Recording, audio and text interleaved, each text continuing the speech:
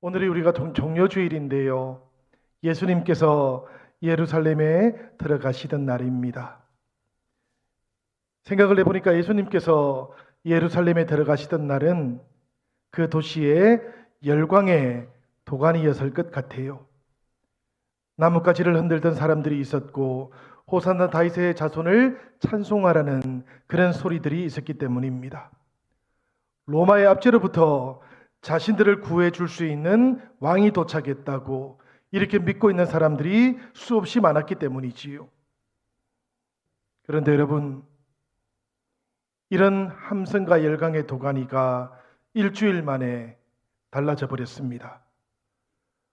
환호성을 치고 있던 사람들 그 입에서 십자가에 못 박아야 된다는 그 말이 나오기 시작했기 때문이지요. 마태복음 27장 23절 하반절을 보니까 이런 말씀이 나옵니다. 그들이 더욱 소리질러 이르되 십자가에 못 박혀야 하겠나이다 하는지라. 이렇게 말했던 사람들은 일주일 전에 열광했던 사람들이었어요. 환호성을 올렸던 사람들이었습니다.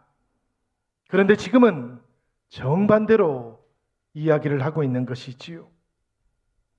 일주일 사이에 도대체 그들에게는 무슨 일이 일어났던 것입니까? 이것을 알기 위해서는 호산나라는 말부터 우리가 살펴보아야 되겠습니다. 이 호산나라고 하는 말은 호시아나라는 말이에요. 우리들을 제발 구원해 주소서라는 그런 뜻을 담고 있습니다.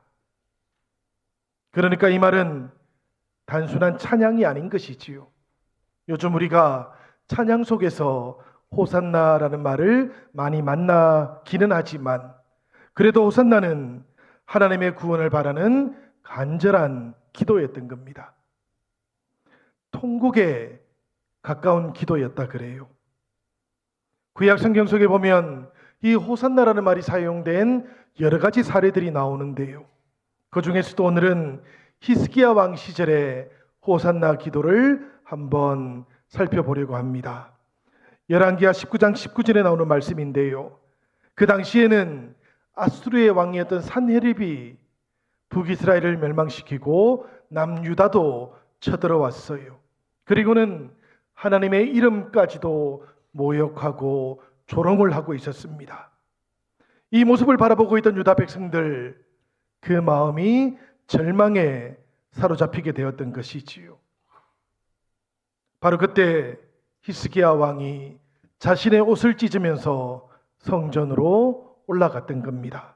19절의 말씀 우리 다 같이 한번 읽어보도록 하겠습니다. 우리 하나님 여호와여, 원하건대 이제 우리를 그의 손에서 구원하옵소서. 그리하시면 천하 만국이 주 여호와가 홀로 하나님이신 줄 알리이다 하니라.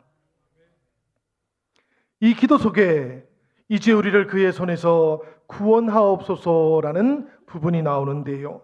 이 부분이 바로 히브리어로 부아타 아도나이 엘로헤이누 호시에이누라는 말입니다. 이 말 속에 가장 끝에 나오는 호시에이누라는 말이 바로 호산나라는 그런 뜻이에요. 옷을 찢으면서 우리들은 어떤 것도 할 수 없다 이렇게 고백하는 것이지요. 그러니 우리들에게 하나님의 구원을 베풀어 주옵소서 이렇게 기도하는 겁니다. 자신의 무능을 고백하면서 하나님의 능력만을 의지하겠다라는 기도가 바로 호산나의 기도였던 것이지요. 그렇지만 여러분, 예수님께서 예루살렘으로 입성하고 계실 때 바로 그때 호산나는 다른 의미를 가지고 있었어요.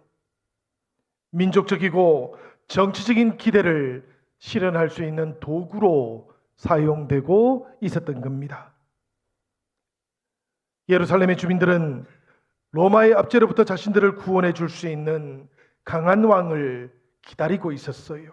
그리고 예루살렘에 입성하기 시작하신 그 예수님을 바라보면서 이 강한 왕이 이제 도착했다고 그렇게 믿기 시작했던 것이지요. 이 예루살렘 주민들의 눈에는 예수님께서 기적을 행하시는 분, 죽은 자도 다시 살리시는 초월적인 존재라고 그렇게 보였던 겁니다. 그래서 이 예수님께서 활동만 하기 시작하시면 로마를 단숨에라도 무너뜨릴 수 있다고 그렇게 믿기 시작했던 것이지요. 그러다 보니까 호산나 외침이라고 하는 것, 이것은 하나님의 뜻을 이루는 고백이 아니고 자기의 바램과 자기의 욕망을 실현하는 도구가 되어버렸던 겁니다.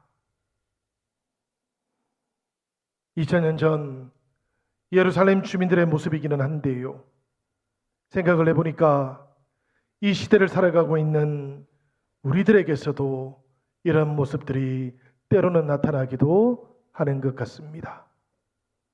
우리들도 이 땅을 살아가는 동안 때로는 세상과 하나님 사이에서 방황할 때가 있기 때문이지요. 때로는 우리들도 욕심과 겸손함 사이에서 주저할 때도 있기 때문입니다. 교만함, 그리고 십자가, 그 사이에서 우리들은 때때로 길을 잃어버리고 어디로 가야 할지 알지 못하기 때문이기도 하지요. 한 청년이 저에게 찾아왔습니다. 교회를 떠나겠다, 이렇게 이야기를 하셔요. 이야기를 들어보니까 내막이 이러했습니다. 자기는 예수님만 믿으면 자신의 인생이 술술 풀려갈 거라고 생각을 했대요. 직장도 잘 구하게 될 거고, 그리고 연애도 잘 하게 될 거라고 그렇게 생각을 했답니다. 그런데 예수님을 믿고 나니까 예수님을 믿기 전에는 알지 못했던 또 다른 고난들이 찾아오기 시작했던 것이지요. 어찌할까 생각을 해보다가 누구에게도 이 이야기를 하지 못하고 고민하다가 교회를 떠나기로 결정을 내렸다는 겁니다. 이미 그렇게 결정을 한 다음에 저한테 찾아와서 이야기를 하는 거예요. 이 이야기를 가만히 듣고 있다가 생각을 해보니까 이 청년은 지금 하나님을 자신의 필요에 따라서 움직일 수 있는 분으로 그렇게 생각하고 있다는 것을 깨달았습니다.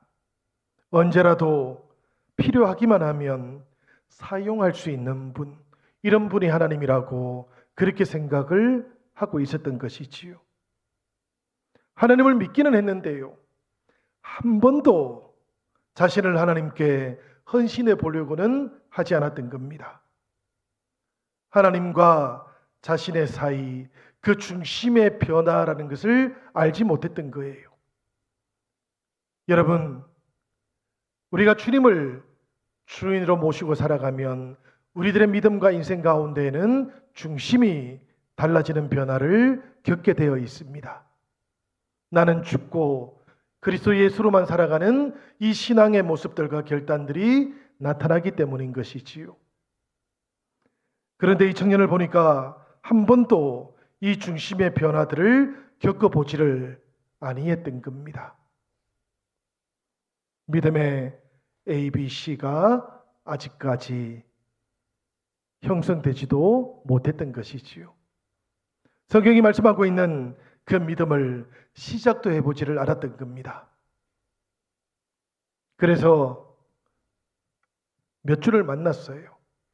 그리고 믿음에 대한 이야기를 함께 나누어 가기 시작하는 동안에 이 청년이 비로소 성경이 말씀하고 있는 믿음의 길을 걸어갈 수 있기 시작했습니다. 저는 생각을 해보니까 예루살렘에 있던 주민들은 호산나를 외치고 있기는 했지만 이 청년하고 닮았던 것 같아요. 그들은 호산나를 자기의 욕망을 실현하기 위한 수단으로 그렇게 생각을 해버렸던 겁니다. 그리고는 예수님을 바라보면서 환호하기는 했어요. 그렇게 환호하기는 했지만 사실은 자기 욕망을 바라보면서 환호를 했던 것이지요. 그리고 자기 욕망을 향해서 나뭇가지를 흔들고 있었던 겁니다. 그렇지만 여러분, 예수님을 한번 떠올려 보십시오. 예수님께서는 사람들의 이 호산나 소리에도 어떤 반응을 보이지를 않으십니다. 오직 나기만 타시지요. 겸손의 의미를 가지고 있던 이 나귀를 타신 예수님께서는 아무런 말도 없이 침묵하시면서 성 안으로 들어가고 계십니다. 호산나 외침 그 앞에서도 끝까지 침묵하시면서 자신의 길을 걸어가고 계시는 이 예수님을 보면서 종려주일인 오늘 우리들은 예수님으로부터 배워야만 할 것이 있어요. 그것이 무엇인가 하면 첫 번째는 군중들의 기대가 아니고 하나님의 뜻을 바라보시고 그 뜻을 붙잡으셨던 예수님을 우리들도 배울 수 있어야 하는 겁니다. 여러분, 호산나 소리는 이 군중들의 열망 같은 것이지요. 그 외침은 이 군중들의 신앙으로부터 나오는 소리는 아니었습니다.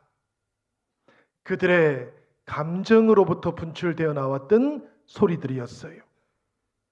그렇지만 예수님께서는 예루살렘에서도 그리고 갈릴리에서도 이런 감정적인 인기에 사로잡히지를 않으십니다. 우리가 요한복음 6장 15절을 보면 갈릴리 바다 건너편에서 오병이어의 기적을 베푸셨던 예수님을 만나게 됩니다. 그리고 이렇게 기적을 베풀었던 예수님을 보면서 예수님을 자신들의 왕으로 삼고자 했던 군중들의 모습도 우리가 만나볼 수 있는데요. 이 군중들은 먹을 것을 해결해 주시는 예수님, 그 기적의 능력자를 자신들의 왕으로 삼으려고 했었습니다. 바로 그때 예수님께서는 어떻게 하셨을까요? 예수님께서는 말없이 침묵하시면서 이 군중들로부터 떠나가십니다. 말씀을 한번 읽어보도록 하시지요. 요한복음 6장 15절입니다. 그러므로 예수께서 그들이 와서 자기를 억지로 붙들어 임금으로 삼으려는 줄 아시고 다시 혼자 산으로 떠나가시니라. 예수님께서는 침묵하시지만 이 군중들로부터는 자리를 달리하시는 것이지요. 갈릴리 예수님께서는 인기가 아니고 박수가 아니고 고난과 죽음을 통해서 하나님의 뜻이 이루어지는 그 부활의 자리로 나아가고자 하셨던 겁니다. 그리고 지금 예루살렘에서도 예수님께서는 자신들의 욕망이 이루어질 것이라는 그 기대감에 들떠서 환호하고 있던 군중들 그 소리가 아니고 자신의 죽음을 통해서 이루어질 하나님의 뜻을 다시 붙잡고 그 뜻을 다시 바라보고 계시는 것이지요.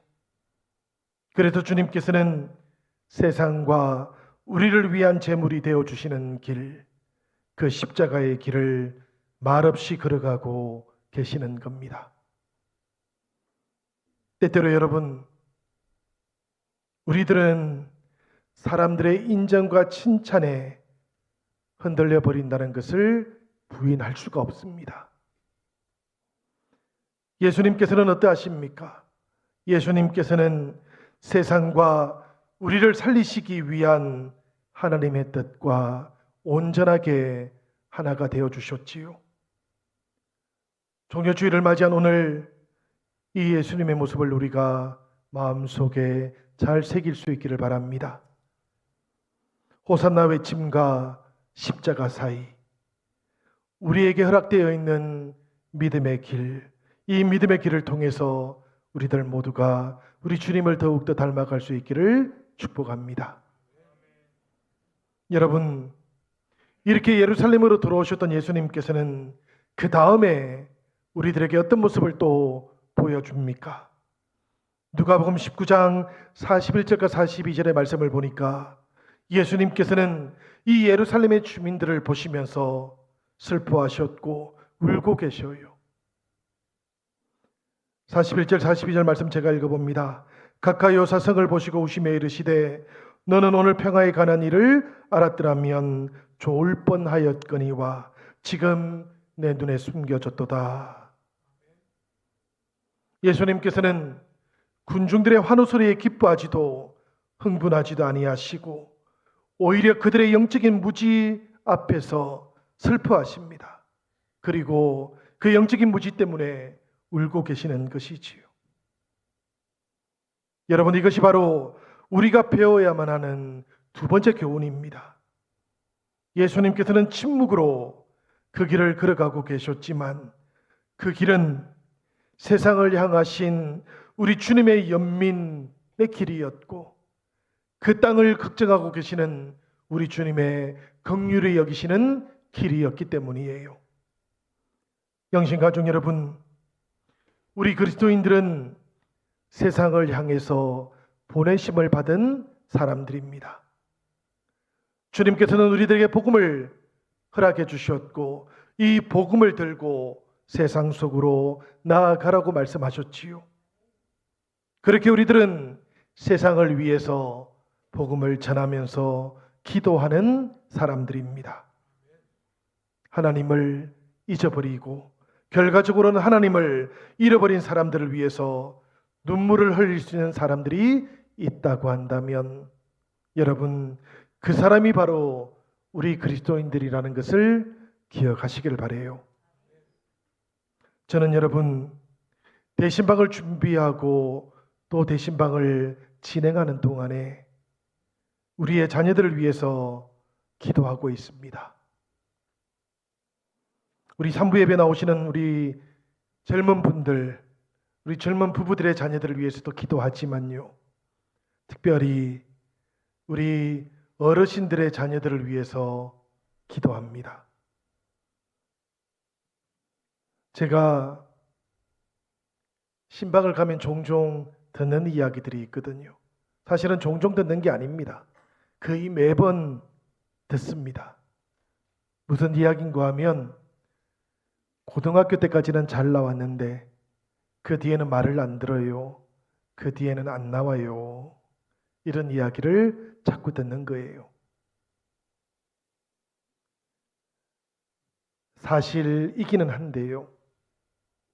그렇지만 이 말이 평범한 말은 아닙니다, 여러분. 때를 놓쳐버리고 나면 하나님으로부터 멀어져 버릴 수 있는 길, 그 길에 우리의 자녀들이 있는 겁니다. 20대, 30대를 지나서 이제 40대가 되었다면 기도하시면서 꼭 복음을 다시 전하시기를 바라요. 여러분, 40대가 되면 인생들이 조금 달라집니다. 자신이 살아왔던 인생들을 돌아볼 수 있는 눈이 열리고요. 그리고 상황들도 달라져요. 1인 가정을 만들어 가시는 분들도 있으시지만 동시에 결혼하신 분들도 있으십니다. 그런가 하면 자녀들도 태어나기 시작하는 것이지요. 그리고 나면 생각이 달라져요. 믿음도 다시 바라보기 시작합니다. 예전에 초등학교, 중학교 때 다녔던 교회에 그 믿음도 다시 떠올리게 되고 자녀들이 다시 신앙의 길을 걸어가면 좋겠다 이런 생각도 떠오르기 때문이에요. 사랑하는 영신가족 여러분, 우리의 자녀들을 위해서 꼭 기도하시고 그리고 또 그 마음이 움직일 수 있도록 여러분들 건면도 해주시기를 부탁드립니다. 이 건면이 여러분 그저 지나가는 말이 아니에요. 40대가 되고 나면 오랫동안 교회를 안 다녔기 때문에 어떻게 교회를 나가야 될지도 잘 모르십니다. 괜히 서먹서먹하기도 하고요. 자기의 자리가 교회에 이미 없는 것처럼 그렇게 느껴지기도 해요. 그래서 사실은 마음을 담고 사랑의 마음으로 꼭 초대를 해줘야만 하는 겁니다. 우리들 자녀들을 위해서 그렇게 복음을 전할 때 우리들의 마음이 어떤 마음일지 저는 자꾸 생각해 봐요.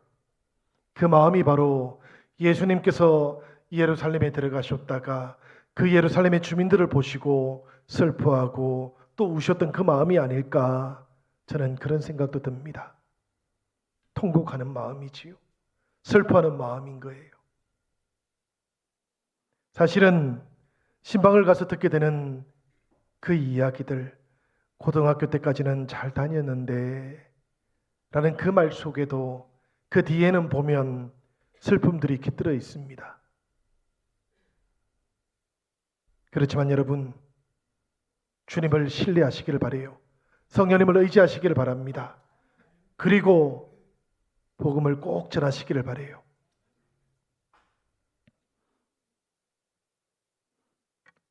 저는 예수님께서 예루살렘에 입성하셨던 다음에 맞이하게 되었던 첫 번째 종려 주일을 자꾸만 생각해 봅니다. 행사로만 보면 그 종려 주일은 성공적인 행사였을 것 같아요. 왜 그런가 하면 사람들이 일단 많이 모이잖아요.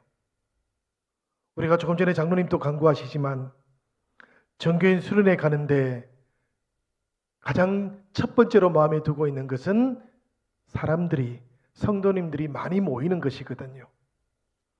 이 첫 번째 종려주일을 보니까 사람들이 많이 모였어요.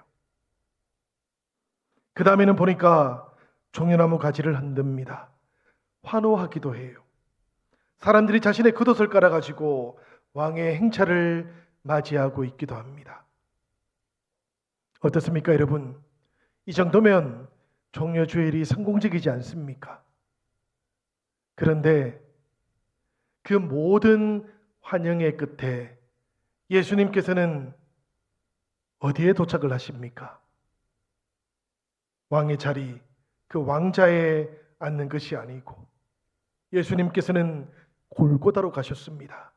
그리고 골고다 그 십자가 위에다가 자신의 자리를 마련하셨어요. 그리고 그 십자가에서 우리 주님의 음성이 다시 들려옵니다.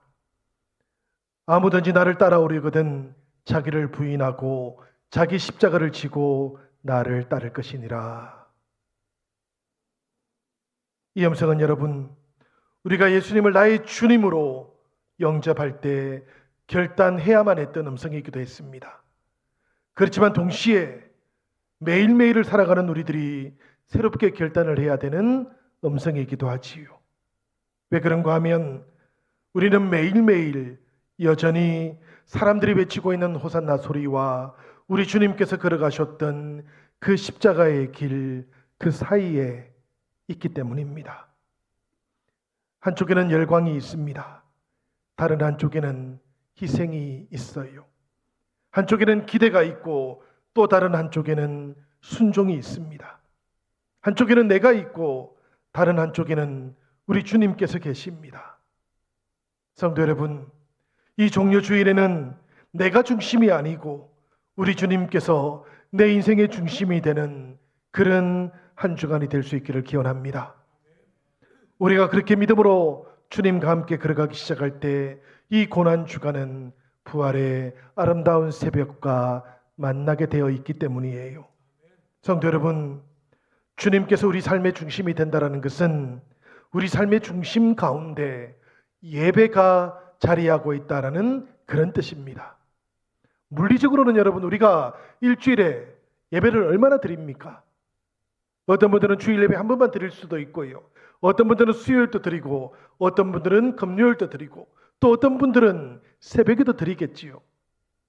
그렇지만 여러분, 그 모든 시간들을 다 합친다고 해도 사실은 8시간밖에 되지를 않아요. 물리적으로 그렇습니다. 대부분의 성도님들은 일주일에 1시간 혹은 2시간 정도 예배를 드리지 않습니까? 그렇지만 여러분, 한 주일을 시작하는 첫 시간 우리의 삶이 예배와 함께 시작한다는 것은 우리 주님을 향하여, 우리 하나님을 향하여 내 삶이, 내 인생이 예배입니다라는 그런 고백을 드리는 것입니다. 예배와 함께 나의 인생이 시작하고 있다라는 그런 뜻이에요. 사랑하는 여러분, 그래서 로마서 12장 1절은 너희 몸을 하나님이 기뻐하시는 거룩한 산제사로 드리라고 이렇게 말씀도 하고 있는 것이지요. 저는 이 말씀과 더불어 여러분들에게 여쭙습니다. 종료주의를 맞이하고 고난 주간을 시작하는 오늘, 우리들은 지금 무엇을 바라보면서 호산나를 외치십니까? 내 삶의 문제가 풀리기 위해서 외치고 있는지요? 내가 바라는 기적을 이루기 위해서 외치고 있는지요? 아니면 우리 주님의 십자가 그 뒤를 따르기 위해서 지금 그 사람들이 외치던 호산나 소리, 그것을 지나서 주님의 십자가 곁으로 나아가고 있는지요? 여러분, 이 호산나와 십자가 사이에 우리들이 결단해야 하는 자리가 남아 있습니다. 인간의 기대와 하나님의 뜻 사이, 열강과 고난 사이, 바로 그 경계선에서 우리들 모두에게 필요한 것이 바로 결단하는 것이지요. 예배에 참여하는 것만으로도 만족할 것인지, 아니면 예수님을 온전하게 따르는 제자가 될 것인지를 이 종료주일과 고난주간에는 우리들 모두가 결정을 하셔야만 합니다. 단지 감동으로만 느끼고 끝낼 것인지, 아니면 고난 속에서 끝까지 믿음을 지켜갈 것인지도 우리들 모두가 결정을 할 수 있으셔야만 합니다. 여러분, 우리들 모두가 그렇게 결단과 더불어 부활의 새벽을 주님과 함께 맞이할 수 있기를 바랍니다. 종료주일은 바로 이것을 위해서 우리에게 허락되어 있는 주일입니다. 이 한 주간 우리들 모두가 주님께서 우리에게 주시는 말씀을 묵상하시고, 그리고 주님과 함께 믿음의 길을 걸어서 부활의 아름다운 새벽도 함께 만나시는 우리 영신의 모든 가족들이 되시기를 주님의 이름으로 간절히 기원드립니다.